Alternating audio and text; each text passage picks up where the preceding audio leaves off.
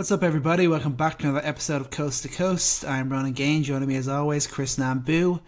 Got a lot to talk about today. Of course, there wasn't enough going on in the NBA. It's kind of boring. OKC are just dominating, so we had to liven things up in the NBA media world by revisiting Giannis trade packages and the fact that he wants to leave Milwaukee now. Apparently, even though a couple of months ago, he was the biggest Milwaukee guy in the world. We'll be talking about that. We got to do our deep dive on the Charlotte Hornets. We've been watching them all week.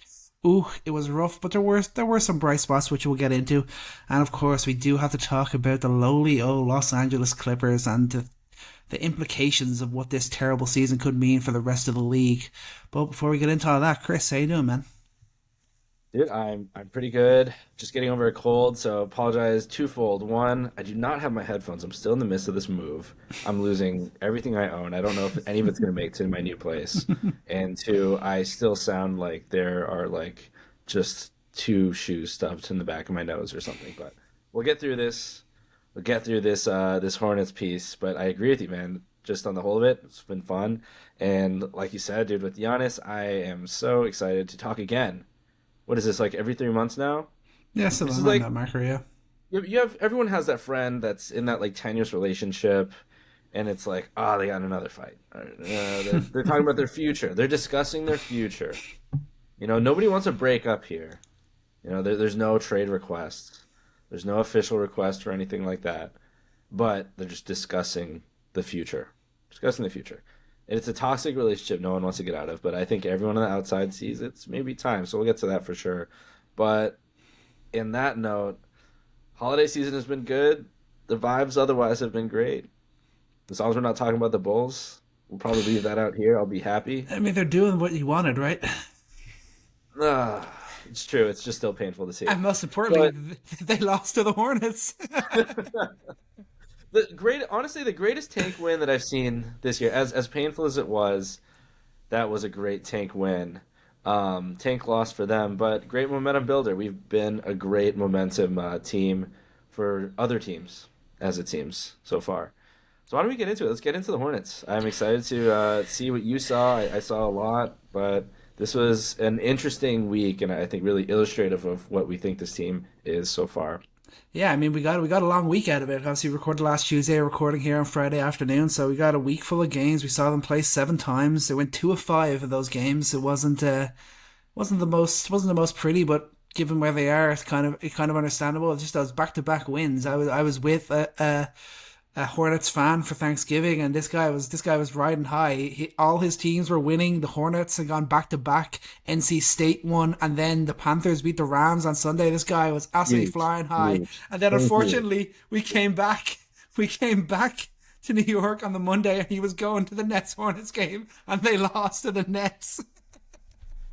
No, yeah, couldn't keep that momentum going, unfortunately. They became the But first team to lose to the Nets at the Barclays Center this year, and that kind of just sums up the Charlotte Hornets, doesn't it? yeah, and the Nets, of course, amassing a couple of impressive wins. They've got a win against the Bulls again, given momentum. Win against the Hornets. But let's talk about the important games because I think we can definitely talk about the negatives. We do that with every team as we dive into them. Um, I guess what was something surprising that you saw over the course of these games from the Hornets?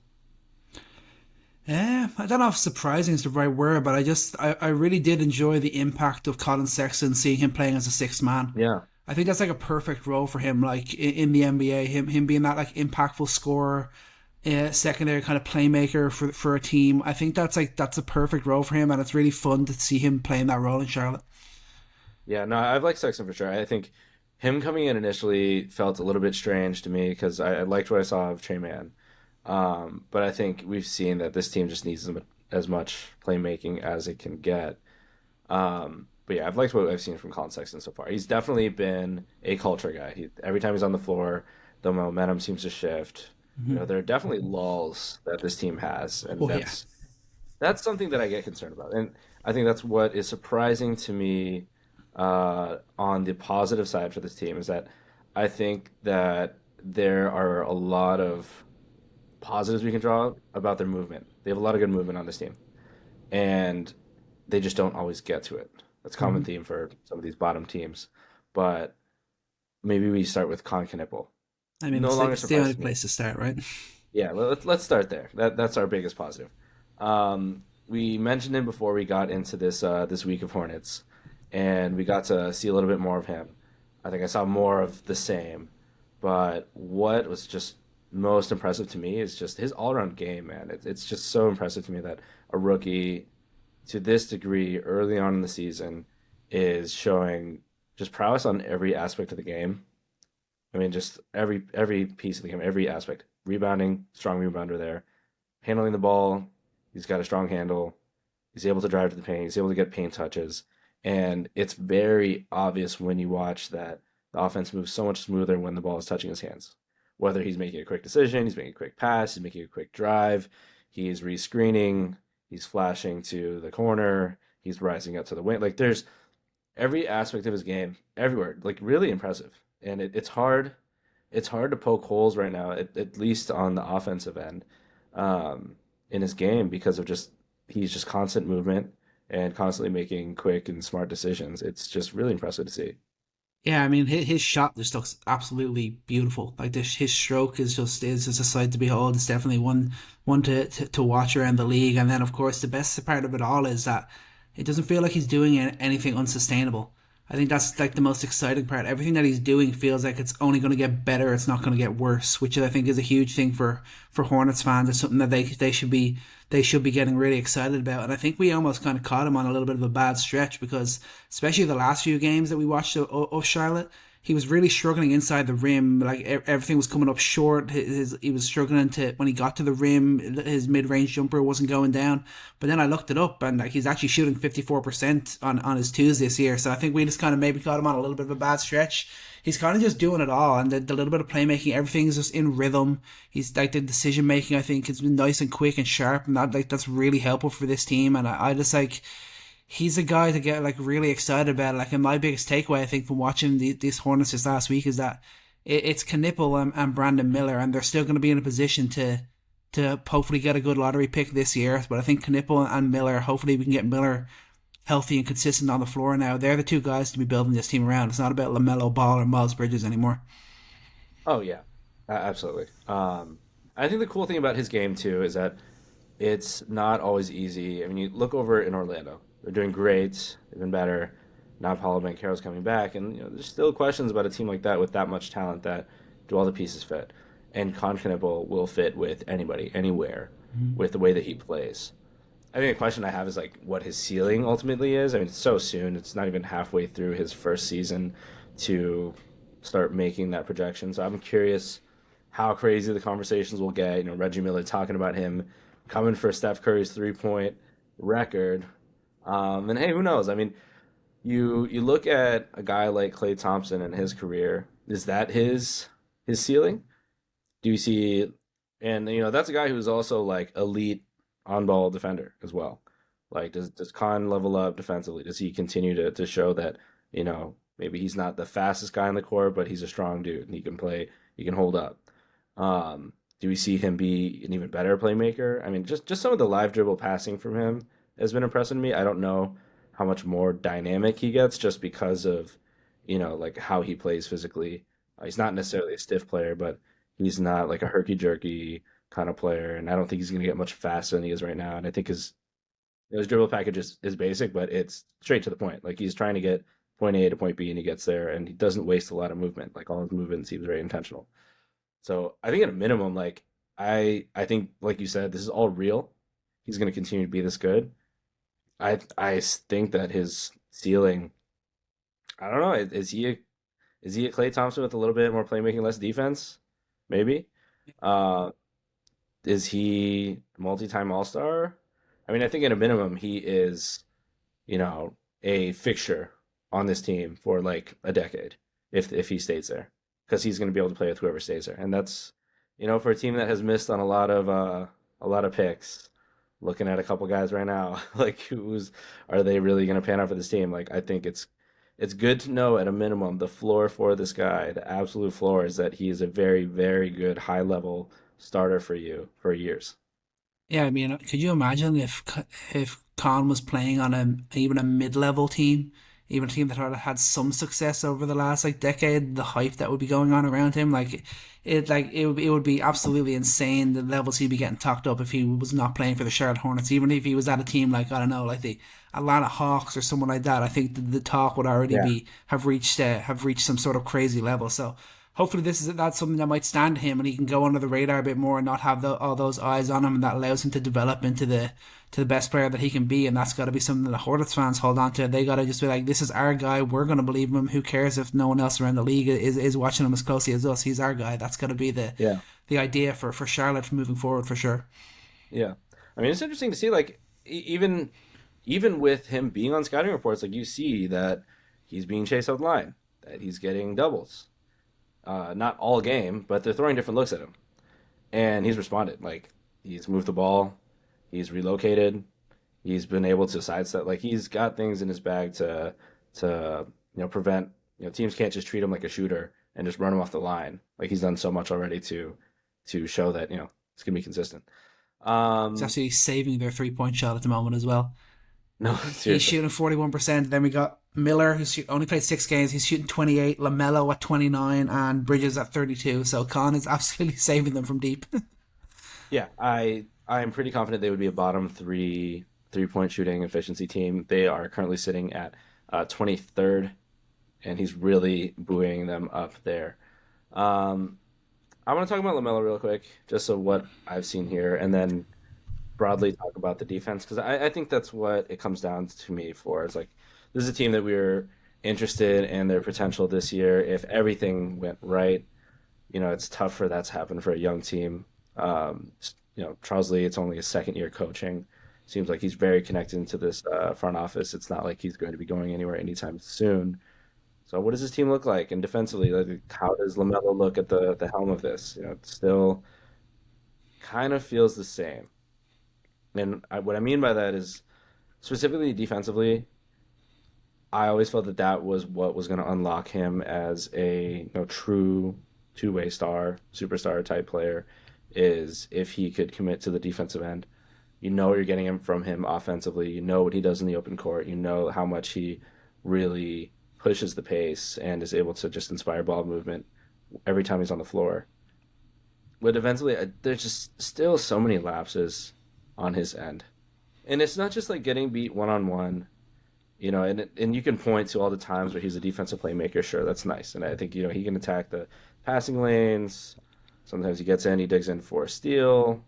He's a playmaker at times. But off ball, it's just still so rough to watch.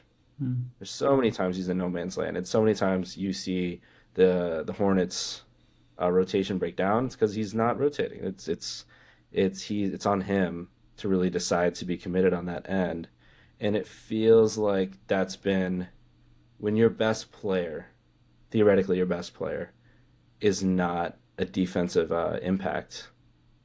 It's kind of tough to make that be your MO. It's kind of tough to build that culture. Yeah, and especially when he is no longer being the elite offensive force that we have seen in flashes, of course, over the last few years. Only he's averaging just below 20 points per game. Still good assist numbers, but his shooting has been absolutely dreadful. His shots per game have gone down. His field goals per game have gone down, and his percentages have gone down with it. So, I mean, that's when you really start to notice the defense when he's not really going all out. And I think this week really just showed everything we need to know about LaMelo Ball.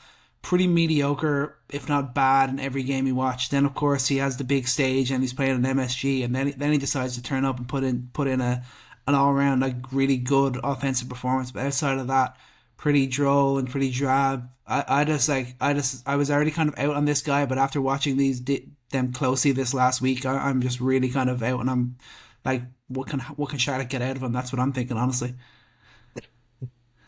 Trade for John Morant. I mean, maybe. Is that I better? think I don't you gotta know. see what you get out of him. Like it's too early in the season to call it quits, and I think it's interesting that all the talk is about Khan right now. Yeah. Who cares about Lamelo because Khan is coming up? Like that, Hmm. it's really probably been beneficial for him to run on under the radar here.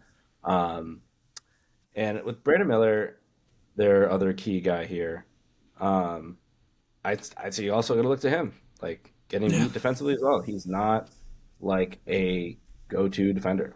Hmm. He's somewhat of a problem as well.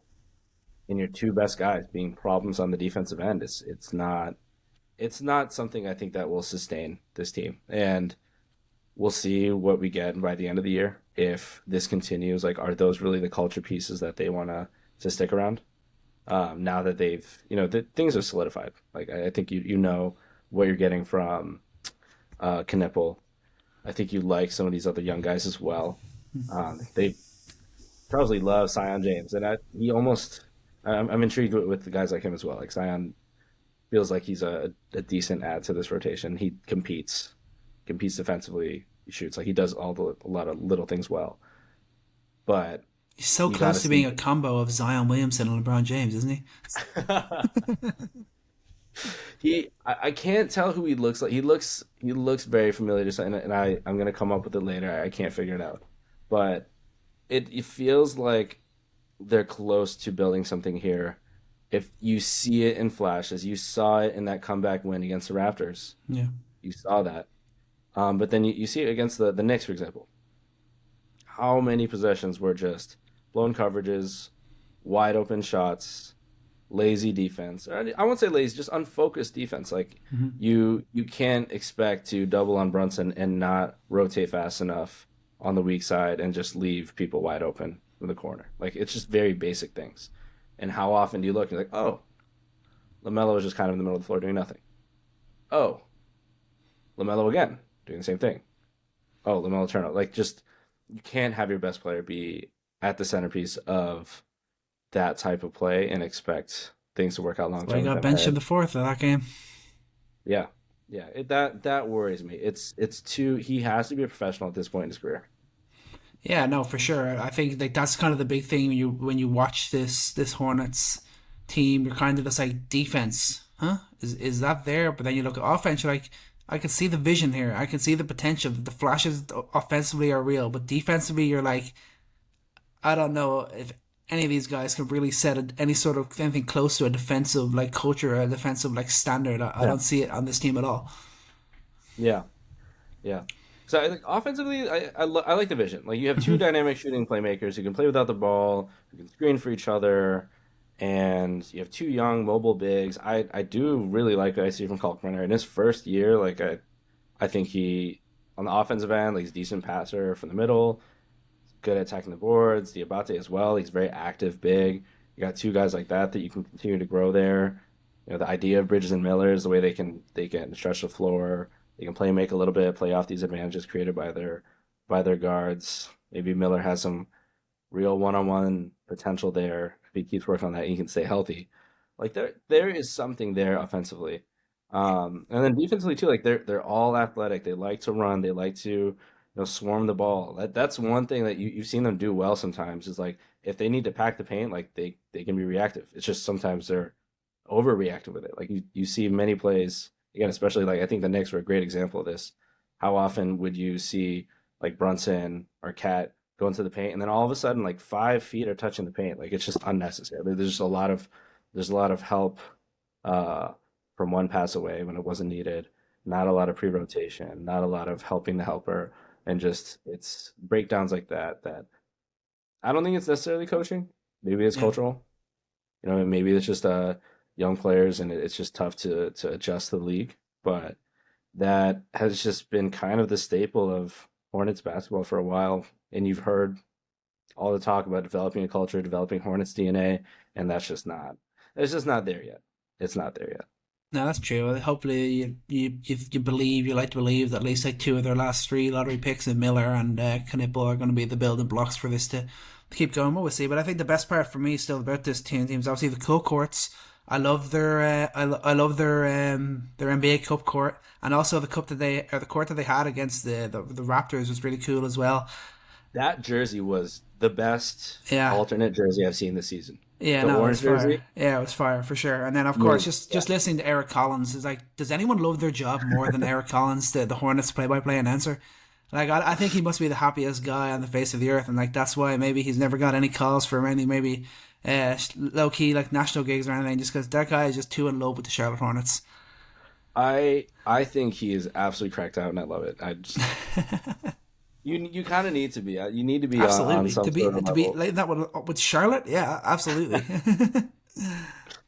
But I'll say just to close out on the Hornets, man. I still have hope in their vision.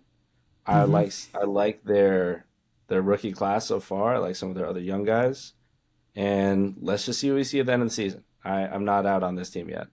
No, this is very much kind of a figure it out year and see where you are, see where we're at in the off season. I don't think they should be doing anything drastic coming up towards the trade deadline unless maybe there was a nice offer floated their way, but I'm not sure if that's going to come. So yeah, I think this is definitely a figure it out year. See where they stand, see what sort of lottery pick they get next year, and then see where they stand from there for sure.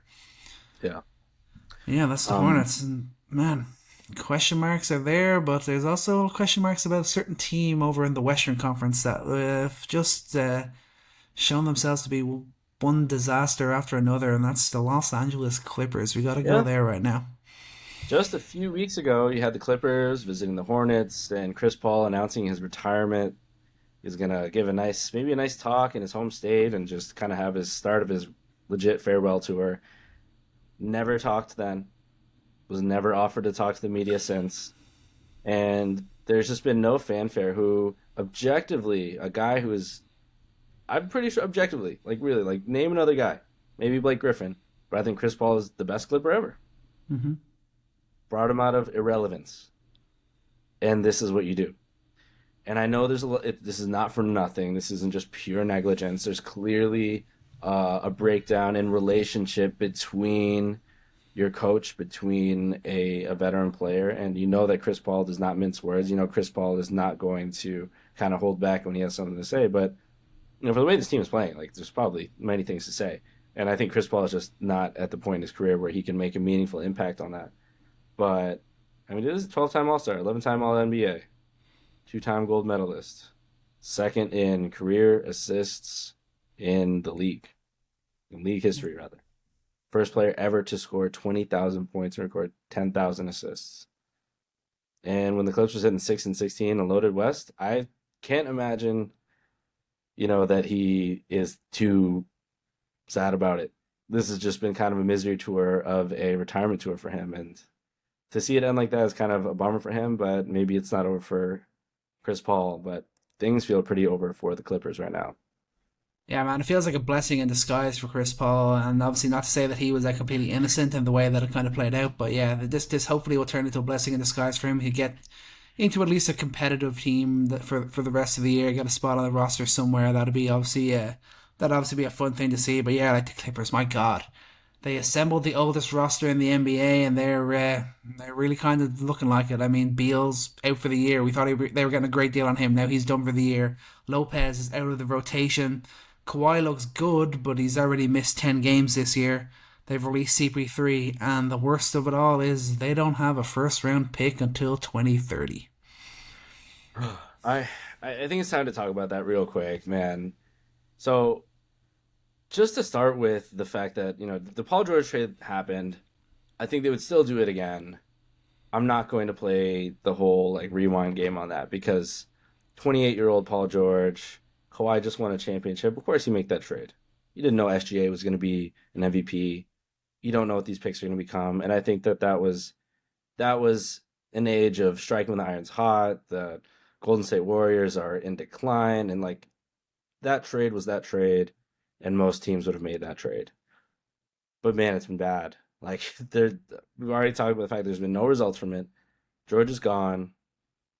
You got SGA winning MVP, OKC winning their first championship, looking like they are the second youngest to make a championship, and now the youngest to win a championship. And who helped them win that championship?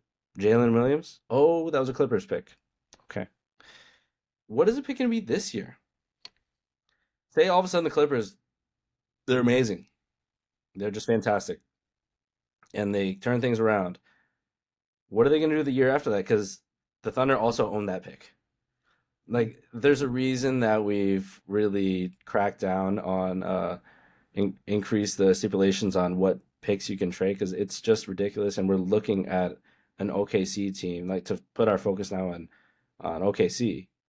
There's a lot of teams around the league that have some decent capital, but just no one compares to this team.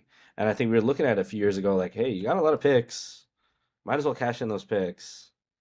But look at it now, man. Like, you never know what happens. You just build up your assets, and now Sam Presti's sitting there with clearly like the most obvious best team in the league that we've had since the Dynasty Golden State Warriors. I I don't know many people who are going to really argue that. And you might have a top 10 pick. You probably will have a top 10 pick. Multiple top 10 picks? Maybe, but you definitely have one top 10 pick. And it's because that's top. I'm forgetting the one you're talking about, but I know it's top. They've got the 76ers is a top 4 protected. Yeah. The Utah Jazz is top 8 protected. Of course, they have their own, and then the potential for this Clippers pick. Yeah, and I feel like the Jazz. I mean, maybe the Jazz keep on the outside of that, but that just thinking about that is a problem. Like the Thunder will be a problem, regardless of if they are able to cash in on this pick. But you just look at the Clippers, man. They have no way out but up. Mm-hmm. And that's what people are kind of like. You gotta blow it up. Like they can't afford to blow it up. Blowing it up doesn't do anything for them. Yeah.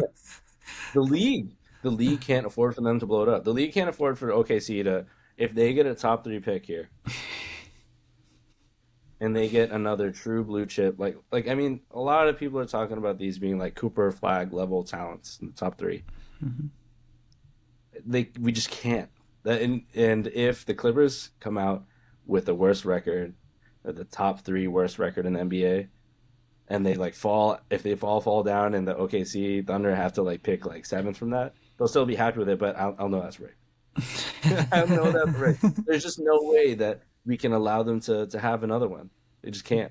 No, that's fair. I think one move that the Clippers made that I think has been, that kind of goes under the radar, was the trade of Norman Powell. Effectively getting rid of Norman Powell for like John Collins, just like that's a crazy move. When you think prime like Norman Powell, what he's doing, what he was doing in LA, and what he is doing currently in Miami, like that was another decision that was just a bit blind when they made that call. Yeah. How often did they just keep them afloat? Mm-hmm. It was just ridiculous to me that they, I don't know. I get it. I mean, you have a lot more flexibility, but there's so much flexibility, and then you fall into this hole. And all the flexibility in the world. If your team is too old, they're just not going to be able to compete in the modern NBA. Yeah, it's true. But sad to see that in Clippers land. We'll see what happens next. I don't think it's going to get much better from here. Staying in LA, I don't know if you want to talk about your boy losing his streak. The streak is over, but like I was saying to you before we hopped on here, it just kind of sums up LeBron really, that he ends the streak is ended by him making a perfect pass to the corner for Rui to hit a game winner for the team. Because LeBron, as always, has been he's a playmaker at heart, and I think that was really kind of that was almost like a nice homage to LeBron James, the way that the streak ended. Yeah. Do you feel like LeBron James is washed? Washed? No. No? Okay.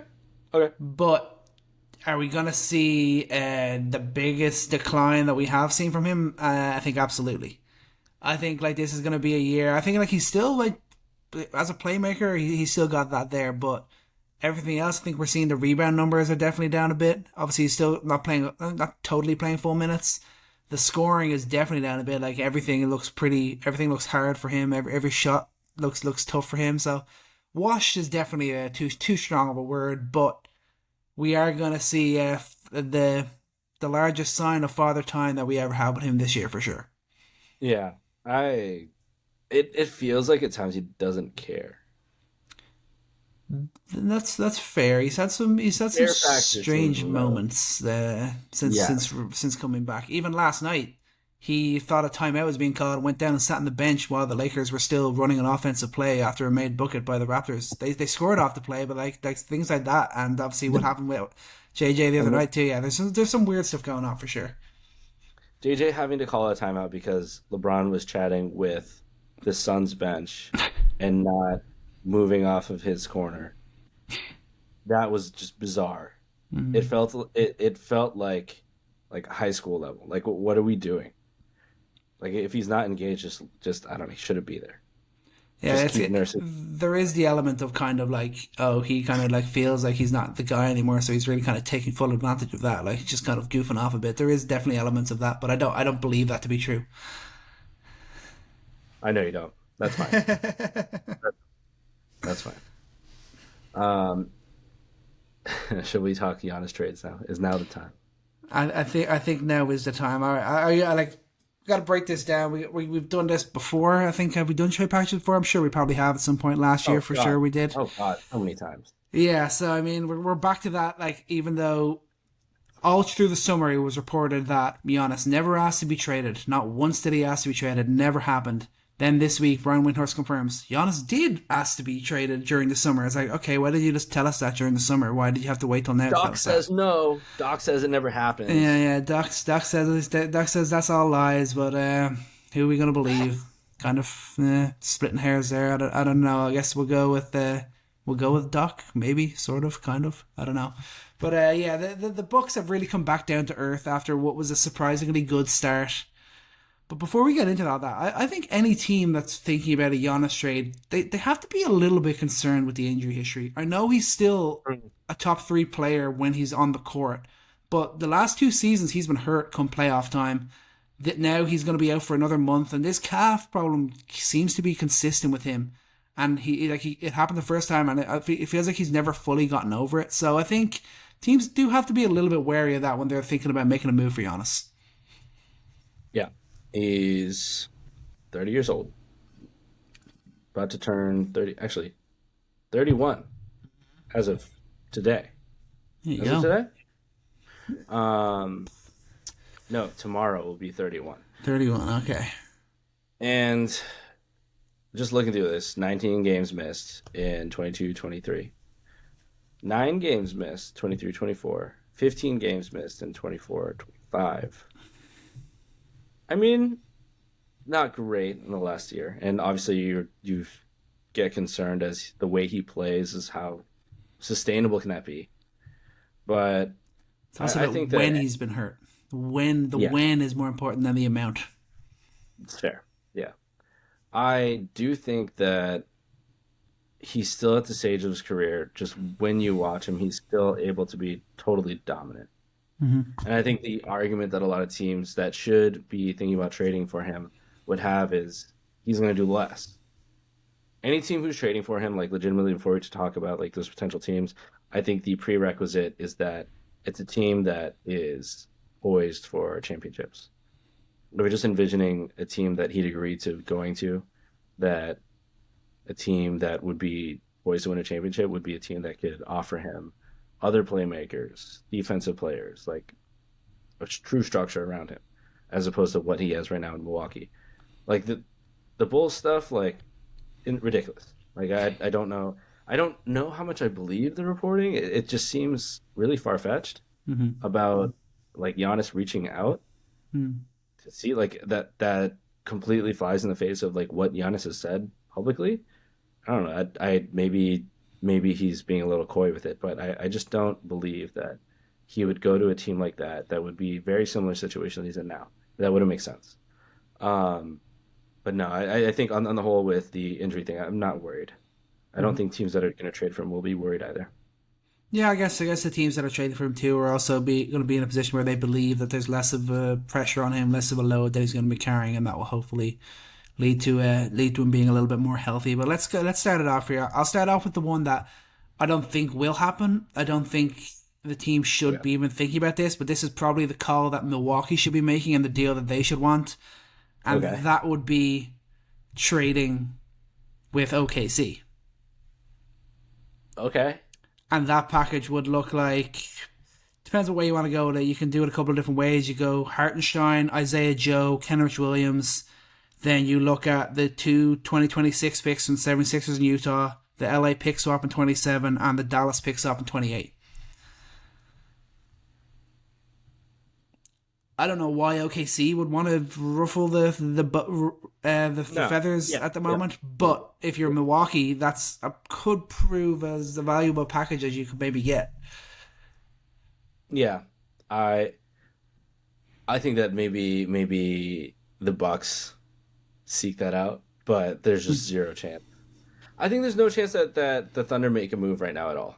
I don't think so. The way that their culture is, they're coming off of a championship. I think a lot of teams have thought about, you're gonna have to pay these guys eventually. Well, yeah, you are.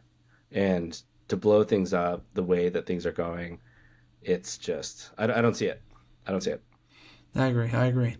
Then the next one, this would just be crazy that if the Lakers were to use all the assets that they didn't have to spend on Luka to find a way to make a deal for Giannis. So you got Giannis going to LA, then you got Rui, Vando, Gabe Vincent, Kleber, and Connect. 4 swaps plus the 2031 pick for Giannis to the Lakers. I'm assuming Reeves is included in this as well. Reeves is not included. In terms of the money-wise, Reeves is not included. But yeah, if you're Milwaukee, you're obviously going to ask for Reeves. Yeah, I think if you're Milwaukee, you have to find a way to involve a third team somehow. Reeves has to be the guy. I need Reeves back because I think Milwaukee will try to remain relevant. I don't think that they will favor a full rebuild. Mm-hmm. If they could find a way to thread the needle for a small market team like this and get a young talent like Austin Reeves, who's no longer just a young talent. I mean, he's a burgeoning star. Yeah, absolutely. What he showed. 44-10 game last night. Yeah, exactly. Without Luka, it's averaging what, 40 points with that outburst he had? Yeah. So I think you can't really leave the table without Austin Reeves. And that's an interesting point that I actually want to pose this question before we continue, is what is the ideal situation for the Bucks? Is that for them to find that star? Is Austin Reeves worth building around, or do you just value the picks? Am I really going to be tempted by an Austin Reeves plus a couple of first rounders, or would I rather have something a little bit juicier in terms of guaranteed better value first round picks in the future?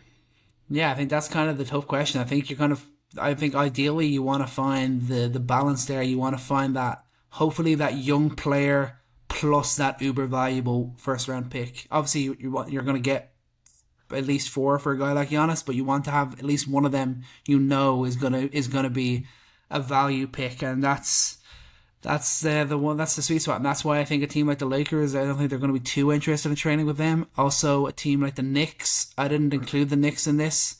I don't really want them to make that trade, but I could see the reasonings for maybe going for it. But again, that'll be all pick swaps. I don't think that's an area that the Bucks should explore too hard. But yeah, I mean, it's finding that balance. It's going to be so tough. Like an ideal where they can make a deal with Portland and get their own 2 picks back, but I don't see Portland getting involved in this. I don't see Giannis wanting to go to Portland. I think they have to find the balance between getting value but also somewhat adhering to Giannis's preferences.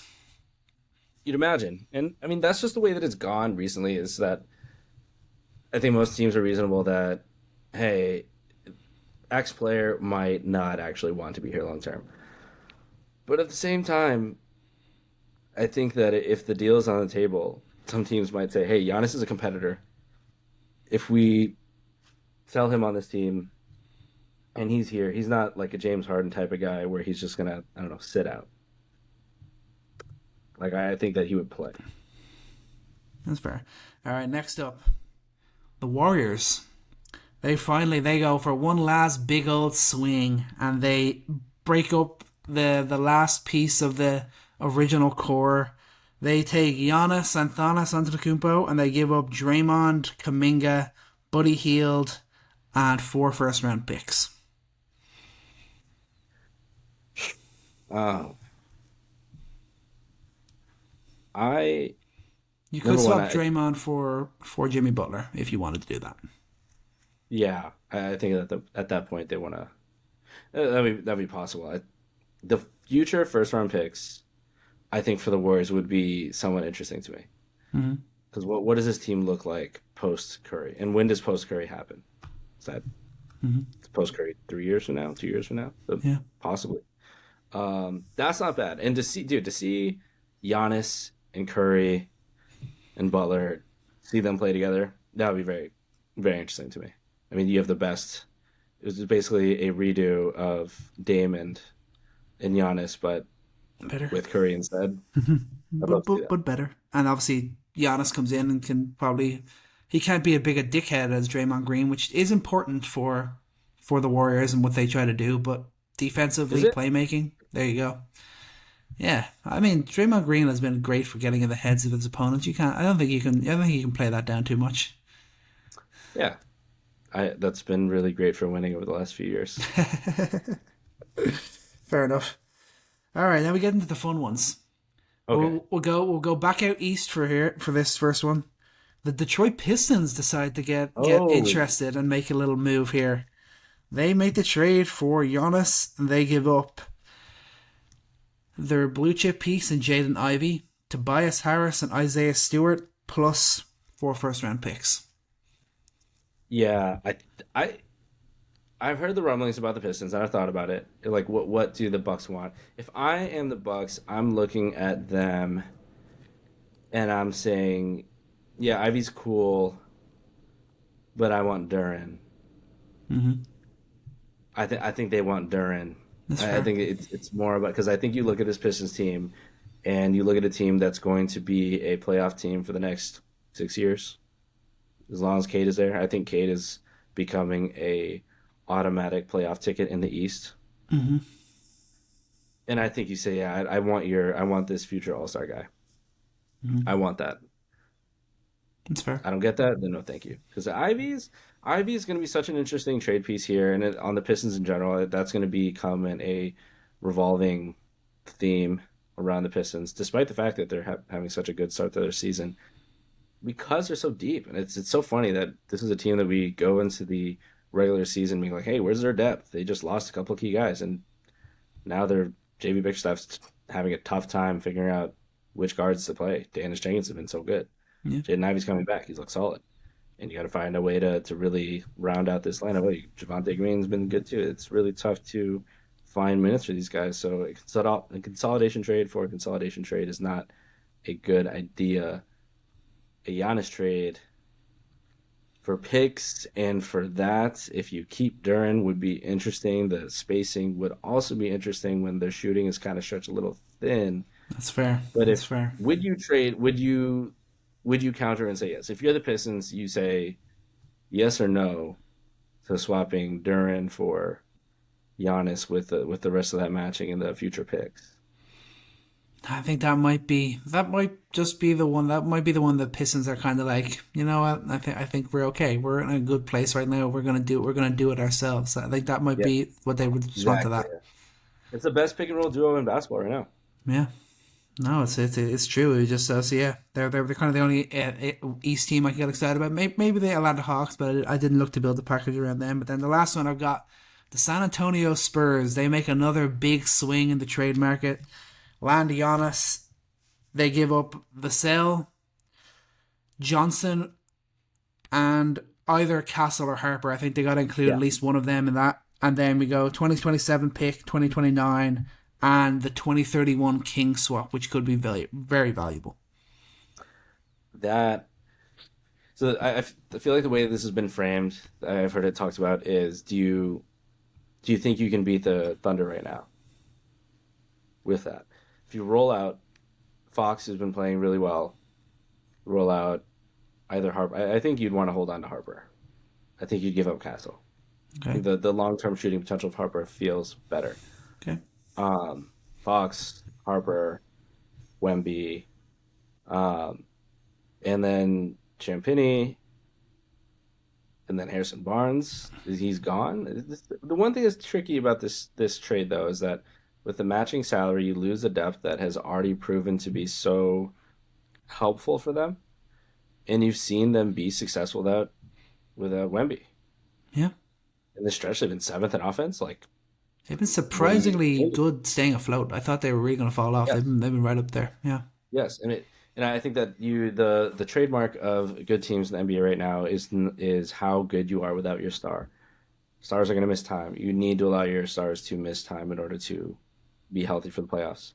And they've shown that, and losing that might be a big deal, even if you're getting Giannis. Like that would Hmm. be such a leviathan to have both Giannis and Wemby. But maybe too much of a good thing is not necessarily necessary in the situation. I struggle with it because I love their flexibility. I love the fact that they have future assets. They have a chance to reload in 2031. They have a chance to jump on a pick, but it would depend. It would depend. It would be tricky to think about them being a thinner team when they've looked so good with their depth. No, I think it's important to remember. We think about some of the star trades that have happened, and this is just like certain teams just getting insane value. Like look at the Lakers last year. Like they massively underpaid for a guy like Luka Doncic. Back when KD was traded to the Warriors, they massively underpaid for what the level that Kevin Durant was at that time. So I think teams have got to get lucky. Like it does not make sense. Look at the Phoenix Suns. It does not make sense to blow up all of your depth just to get a star. That just does not work in the NBA anymore. Like depth is crucial right now, and like obviously a lot of these trades would involve blowing up the depth of teams. So I think any team that are lining this up, they got to be super careful about how much they're willing to offer because just having the star power is not enough in the NBA anymore. Yeah. Um, I want to go back to the East real quick because you had mentioned the Hawks and you thought it'd be fun. I actually, I think that the Hawks are the most consequential possibility for the Milwaukee Bucks. Yeah.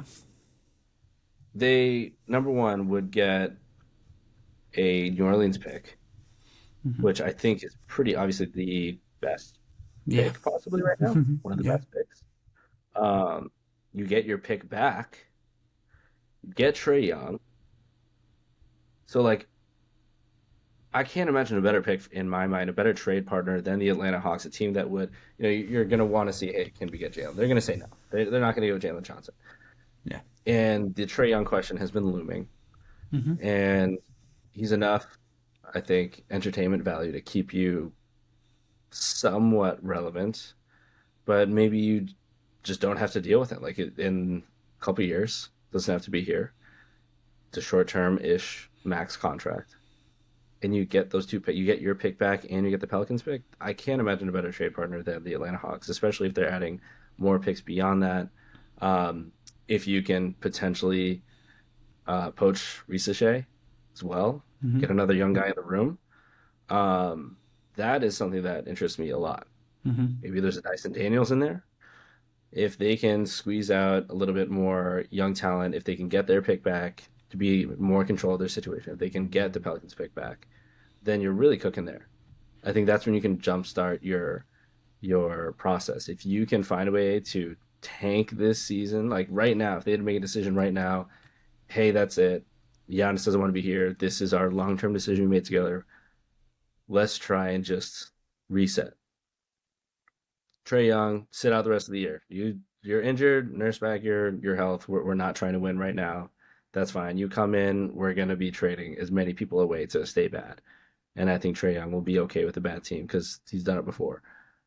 And you have your pick, you have the Pelicans pick. If you get two top 10 picks here, you have two shots at top three, then you have your franchise changing player right there. You have another chance at it. I think every effort needs to be made to find deals like this that can give you a real chance, like a palpable chance at resetting. Because a lot of these other picks, man, I don't know what the Warriors are going to look like. Maybe it'll be good, maybe not. The Spurs, I don't. Do I really care about your picks? You're going to be like a top six team at minimum for the next several years. Um, what else am I going to get from the Rockets? I haven't mentioned the Rockets yet, but the Rockets, you're going to give me your pick. Like you're going to be a top six team as well. You're going to be the Phoenix. Phoenix might be like a low lottery pick. I know right now the Pelicans pick is going to be very good. I know right now I can make myself very bad. Definitely in that space of maybe like the seventh worst record, which is I kind of like that sweet spot of kind of not being the worst, but not being too good either. That's kind of always a space I think teams should want to fall in, and that's exactly where the Milwaukee Bucks could end up. Yeah, I think it's just selling Giannis on that maybe would be the issue. I think that would be a great move for the Bucks, but maybe selling Giannis on that. The Oh, fact that it buddy, dude, the Atlanta Hawks, the Atlanta Hawks with the defensive and the claim like their guards would be perfect. There are a bunch of mini Drew Holidays out there. Not to simplify their games at all. A bunch of mini Drew Holidays. You got a supercharged wing, do it all wing. You got a couple of energized bigs. Oh, and you have a unicorn next to you. Like, dude, the team that the Hawks could offer to Giannis to say, hey, we're in a weak Eastern Conference. You join us. We're kicking ass. Giannis Antetokounmpo in a Atlanta Hawks jersey with the team right now, they would be the best defensive team in the league from day one that he steps into that room. The amount of not better than like, OKC. Nah, let's take a step back there.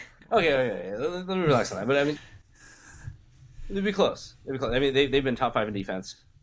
I think they'll continue to be top five in defense if Trae Young were to not be there. Period. How much better do they get with Giannis there? Yeah. Right. How much more dominant do they get with Giannis's size there? Mm-hmm. That becomes a very difficult team to ignore in the league if he's there. That feels like the best of both worlds kind of trade. That could be a great deal for Milwaukee and also a great deal for Atlanta. I think that could be the one. That could be the one that's kind of everyone kind of hypes up enough, but maybe the one that doesn't come in. But I do really like that idea. The idea of him moving to Atlanta and Atlanta being in the market for him for sure. Yeah. Yeah, I mean, dude, look, think about him and Quinn Snyder, man. The amount of movement that they've been working, Giannis would fit into that, I think, very well.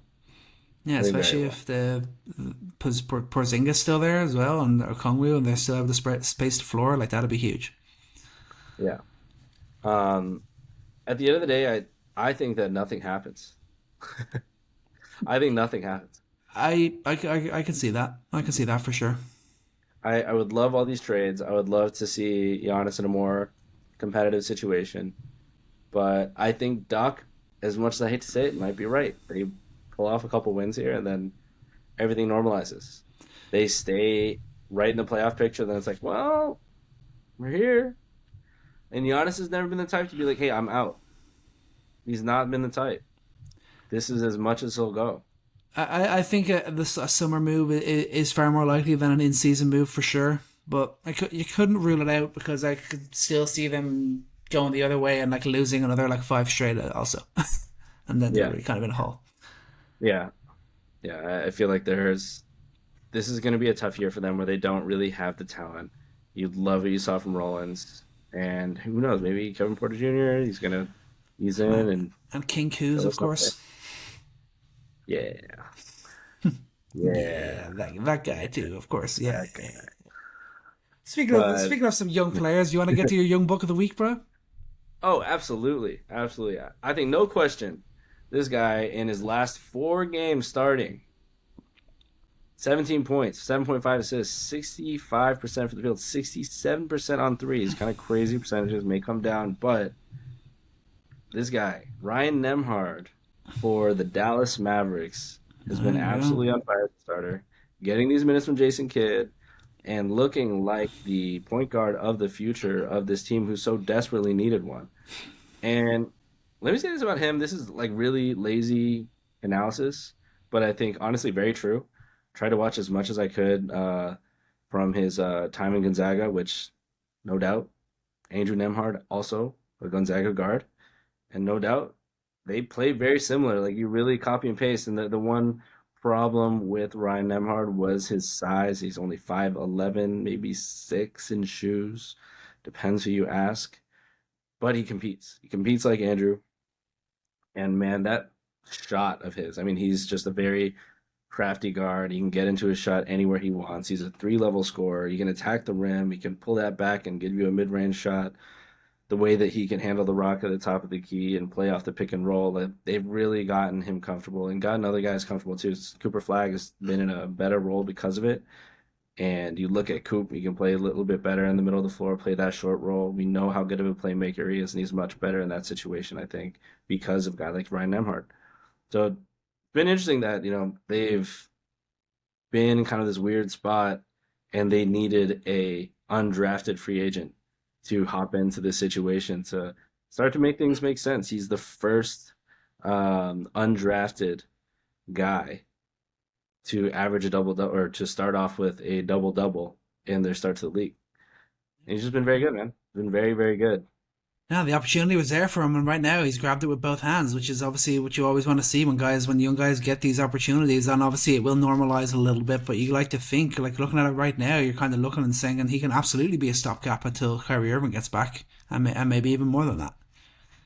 Yeah, I love the idea of him being he's perfect spark plug off the bench from what Nembhard did from before, and sometimes it's good to have a two-guard lineup out there. I think he could play next to Kyrie. I think he crashes the glass for his size well. I think he can play off the ball well as well, and that just makes him it's good that they can stack talent like this, because they're in talent stacking mode.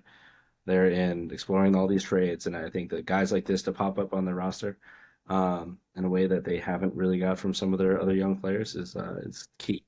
Yeah, no, absolutely. And like Dallas actually, I think they won a couple of games. Cooper had that big breakout. Dallas is maybe starting to get a little bit of a footing this season. Yep. Not, and we'll see if maybe the Bulls, maybe they make that trade, maybe they get both AD and Giannis on the same team. Is that the next coming of my Chicago Bulls? Maybe, man. Maybe. You never really know. All right, we do have the most fun part of the pod to get to. Obviously, the team of the week pick. What are your predictions? Who do you think we're gonna land on this week? I think we're gonna stay hot and we're gonna pick the New Orleans Pelicans. Nice. I think similar area, but I think we're gonna stay in the East. That's my prediction that I'm going for now. We are gonna stay in the East, but let's just get to it. Let's see how we get on. All right. We ready? Let us spin that wheel.